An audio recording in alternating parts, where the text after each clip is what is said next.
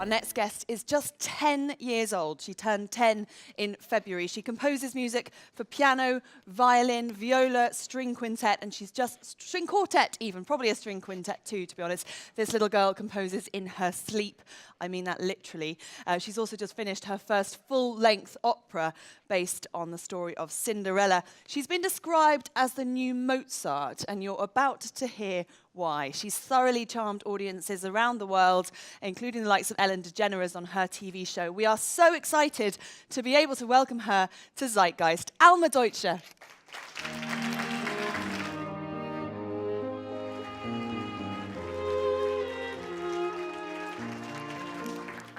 Alma, in a minute, people are going to hear us talking, and we're going to talk more about your music and what inspires you and why you write music. But first of all, I would just like you to play for this audience. And what would you like to play?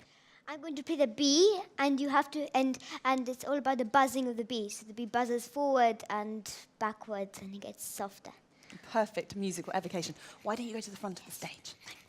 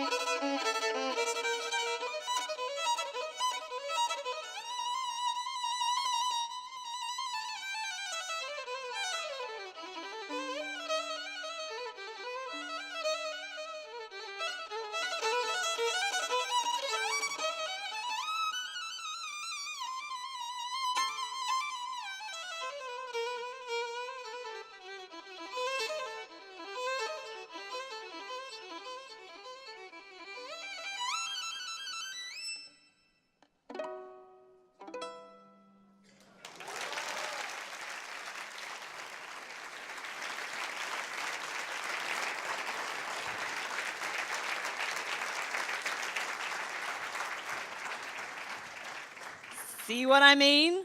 Now, Alma, that wasn't a piece that you actually composed yourself. No, it wasn't. But you do spend an awful lot of your time composing. How old were you when you realized you had this, frankly, miraculous musical gift? Well, as much as I can remember myself, I was always overwhelmed by music. I must have been 3 when I heard this beautiful lullaby by Richard Strauss.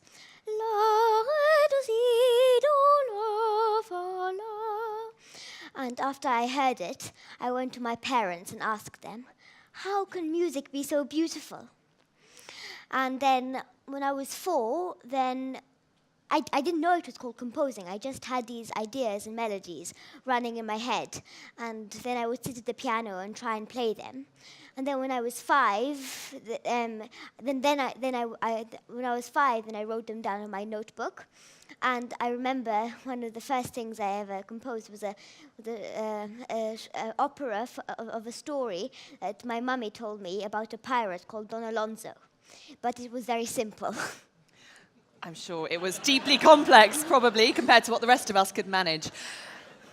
Earlier, Nile Rodgers, who's another musical legend, was talking about how Darwin, the great evolutionary thinker, wondered if humans had had a proto-language that was musical before we could speak. And I was asking your dad, Guy, yesterday when we were making pasta together. And by the way, Alma was also the champion pasta maker, as if the musical talents weren't enough. And he said that actually you were singing before you could speak. So clearly it was in your blood and in your DNA. Do you come from a musical family? Yes, well, my parents are amateurs, but they... No offense, Guy. But my father is an amateur, plays a flute, but they love music. My father is an amateur, plays a flute, and my mother is an amateur, also plays a piano. You told us about how music comes into your head, and sometimes you're not even aware of why it's coming in, and you don't necessarily even want it at that time. Can you tell us more about that process, about how the melodies arrive? Well, when I try to get a melody, then it never comes to me. It usually comes to me either when I'm resting, or when I'm just sitting at the piano improvising, or when I'm skipping with my skipping rope. We've seen the skipping rope here. Or even when I'm trying to do something else, when somebody's talking to me, or when I'm trying to do something, then I hear this beautiful melody. I hear a melody inside my head. It can be played by any instrument. One time it's a human voice singing, and a different time it's a violin, and another time it's horns, even horns sometimes. And I just hear this melody. It plays inside my mind. And what do you then do with that melody? What's your process? How do you turn it into a violin concerto or a piano sonata or indeed an opera? Well, lots of people think that the difficult part of composing is actually to get the idea, but actually that just comes to me. But the difficult bit is to sit down and with that idea to develop it and to combine it with other ideas in a coherent way. Because it's very easy just to throw a soup of lots of ideas which don't make any sense together. But to sit down and to develop it and to combine it, and then afterwards to tweak it and polish it, that takes ages, sometimes even years. I remember when I was 6 and I wrote my piano sonata. As you do. Yeah. I remember when I was 6 and I wrote my first piano sonata, I already had all the ideas for it, and I couldn't imagine how long it would take me to write that piano sonata. And that was just a small piano sonata. And now I'm 10 and I'm writing now a whole opera. You've written a whole opera. We'll Yes. talk a bit more about that opera in a moment.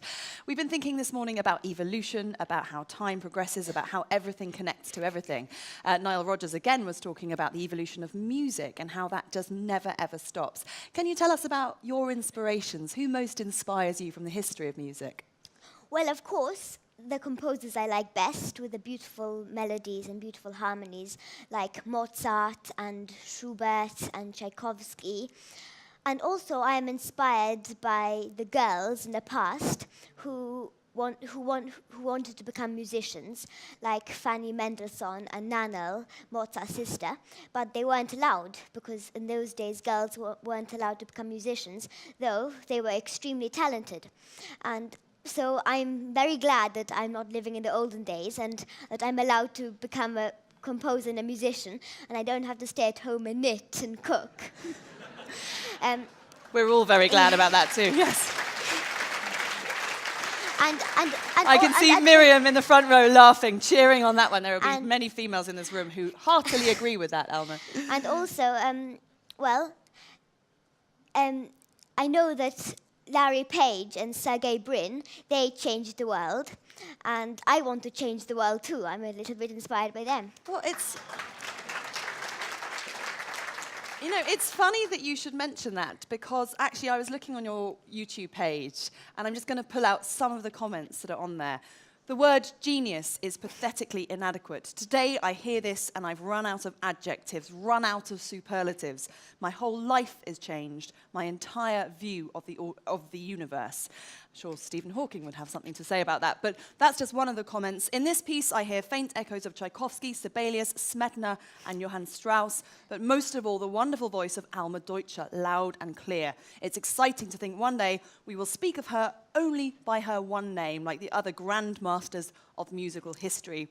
And then my personal favorite, dear Alma, you are going to change the world. So clearly for some people, you already are changing the world. Well. Now, can you tell us about how you do this? What does your ordinary day, what's your average day, and how much of it is spent making music? Well, all morning I do music, so, after breakfast, then I practice. I practice a piano, and I practice a violin, and then, especially if I'm composing Cinderella, I compose music, and it's quite a lot of effort, to spend all on music. Sure it is. And then after lunch, then I skip in the garden. I play with my younger sister, and a lot of time I spend reading. I love reading, and that's also how I learn. And then I skip with my skipping rope. And all those melodies Yeah. pour in, one of which is your piano variations in E flat major, is that right? Yes.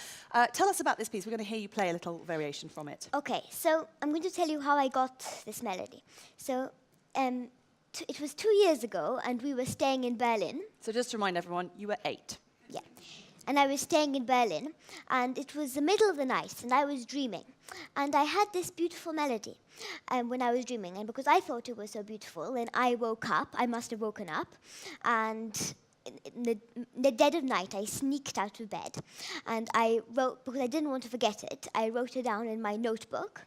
And it took me quite a long time, actually, about 3 hours almost. And then in the morning, I didn't want to get up, and my parents wondered why I was so tired. And then, of course, afterwards, then the real work came, because once I had the idea, then I had to develop it and turn it into the variations. Can we hear them? Of course. Thank you.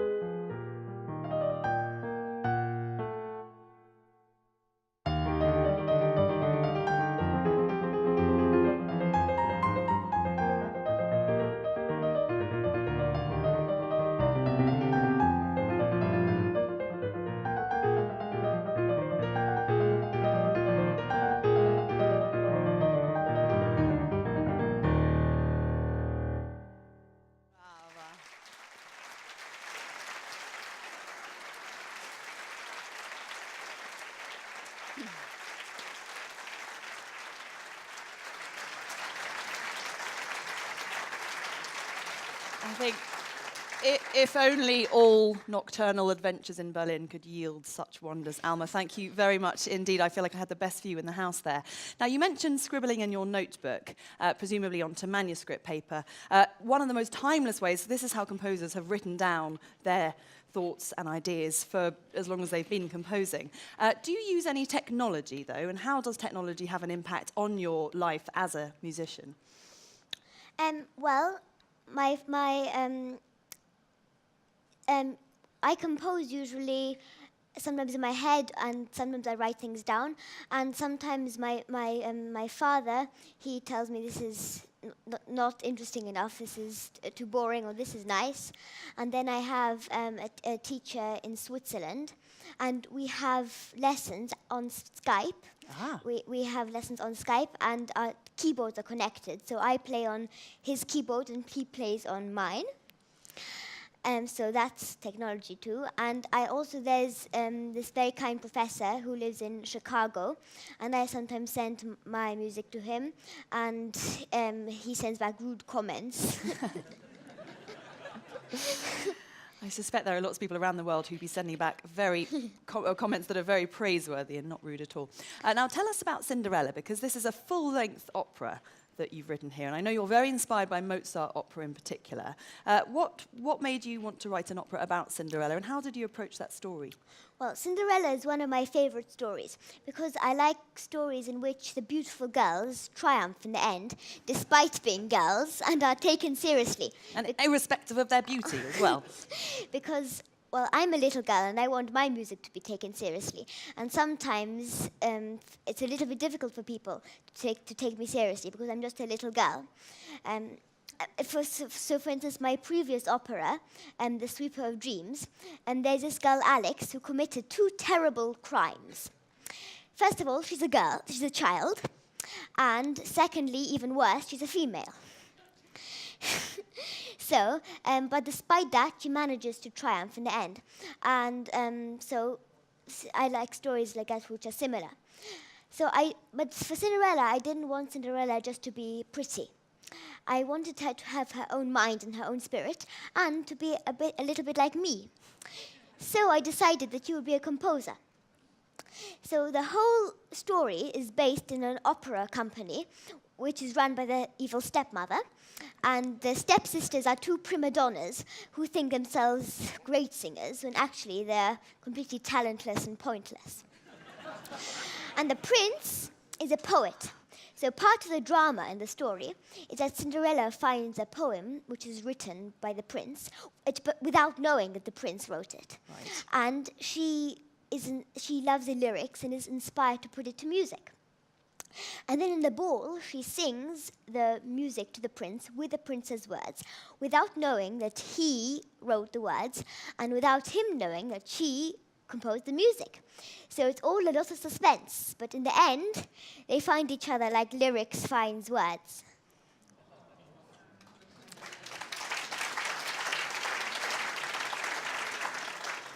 We are so lucky, because we are going to have a world premiere now. Alma is going to play us and sing us a little moment from Cinderella. And before she does, I just would like to say that a production of Cinderella is going to be mounted in Israel this summer, but as yet, no production in Europe or indeed Africa, Middle East sorted. So if anyone in this room would like to help with that, then, we'll be talking to you afterwards. There's Guy over there. In fact, you can find him. Alma, thank you so much. So I just wanted to say a few words about this. So what I'm going to play now, the opening aria, that's actually the opening song of the whole opera. And it starts when Cinderella has been awake all night, working extremely hard, copying the parts of all the orchestra for the rehearsal the next day, because the stepmother is slave working her as a copyist, as well as lots of other things, of course. So it's now early in the morning, and she can hardly stay awake, and she can hardly concentrate anymore. And now she's copying the most boring part, the double bass. Pa, pa, pa, pa. And above this, suddenly a beautiful melody springs into her head. And she tries to banish it and says, "Stop it, Cinderella. Take your silly melodies out of your head. They do not interest anybody, and start concentrating. The double bass needs its part for the rehearsal tomorrow morning, or your stepmother will be very angry with you." So she resolutely starts to copy again, but the melody comes back louder and louder and louder and louder until she can't resist it and breaks into the song.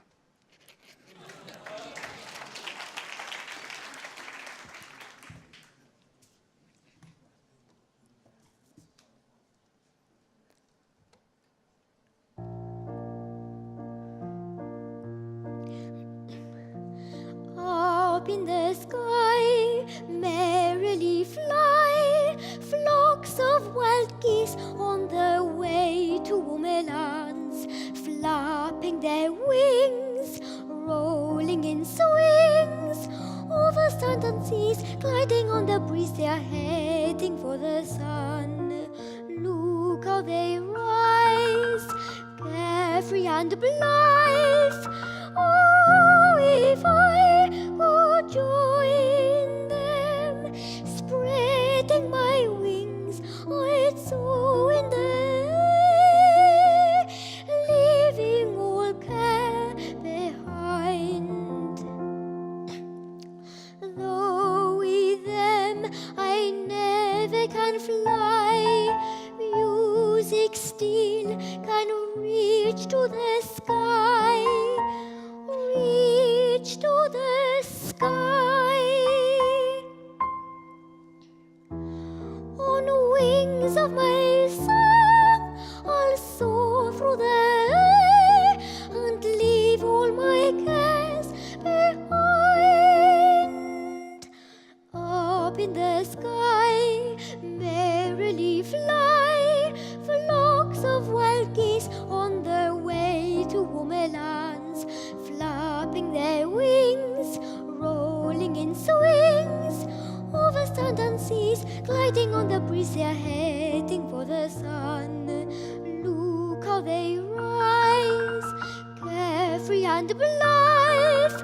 Oh, if I could join them, spreading my wings, I'd soar in the air, leaving all care behind.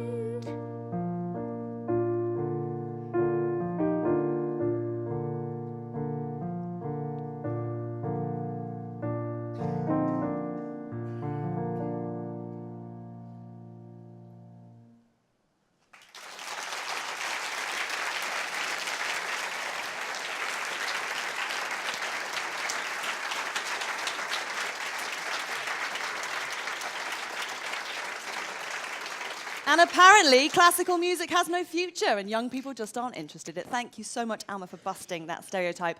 And don't you think it's time that we had Cinderella mounted in Europe? Let's make that happen, people. Alma, before we go, I just have to ask a huge favor, because we've been talking today about the human at things and about how we need to connect and how we need to empathize with others and listen to other people and communicate. So I have a big special favor to ask. It's a little bit indulgent, but I hope you'll agree, and we'll do it very quickly. For me, the ultimate piece of music that encapsulates all of those things, humanity, empathy, compassion, communication, is a piece of Bach. And we were hearing earlier from Niall about how music evolves and everything's connected. And this, for me, is the blueprint of it all. Can we play some Bach together? Of course. Thank you.